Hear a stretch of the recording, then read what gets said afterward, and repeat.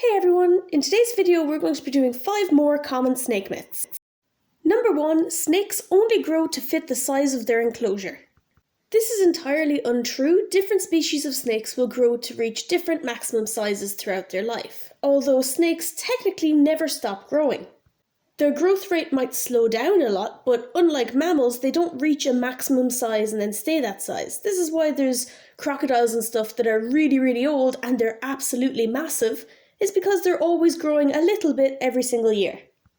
It's possible this myth came around the time that people were saying that goldfish and certain fish only grow to fit the size of the tank they're kept in, but this, just like the snake one, is, again, completely false. A goldfish will also reach a certain size, but it's not going to just reach the size of a tank they're given and that's it. They can get too big for their tank. Number 2 is snakes will only eat rats and mice. This again is just not true at all, because a lot of snakes will eat a variety of different things, and in the wild you're not going to have those absolutely massive anacondas eating rats, because unfortunately rats of unusual size do not exist. Larger snakes in the wild will eat deer. There are snakes that eat rabbits and guinea pigs in captivity or in the wild. There are snakes that eat only eggs, egg-eating snakes.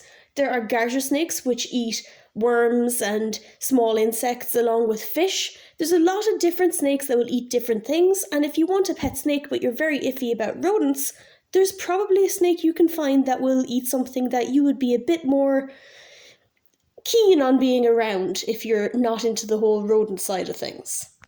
Just do keep in mind that egg eaters and such can be very delicate, so just make sure to do as much research as possible first. Number 3, if a snake bites you, you can suck the venom back out of the wound. The only way this could possibly be true would be if people were made of Play-Doh and the venom was just a convenient little bubble of liquid that you could just suck straight back out. But that's not how it works. Snake venom is a liquid, therefore it will go immediately into the blood of the person, it will disperse into the person's body, and you're not going to be able to suck it back out. The same way if you had an injection, like a flu injection or a vaccination from a doctor, you can't just go home and decide you didn't want it anymore and suck it back out yourself. If you are bitten by a snake and you are concerned that it is a venomous snake and you think that you may be in danger of having had a venomous bite, the number 1 thing to do is not move.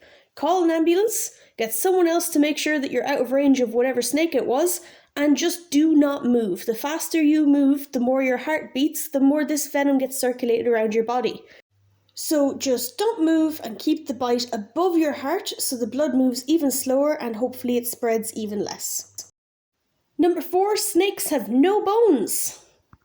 Snakes do indeed have bones. They have a skull, and then they have a spine that goes all the way down to their little hips, and then they have their tail, and they have lots and lots of ribs. Snakes are not insects or arachnids or anything along those lines. They don't have exoskeletons. They do have spines, so they do in fact have bones.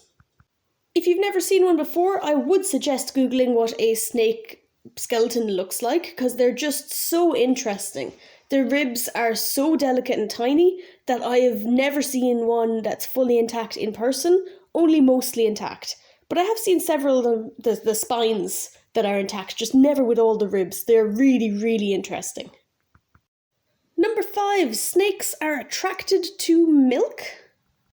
This is one that was suggested to me that I had never heard before, but Ireland doesn't have any native wild snakes, although we do have a big dairy industry, so I suppose we never would have seen snakes around milk parlours to come to this conclusion.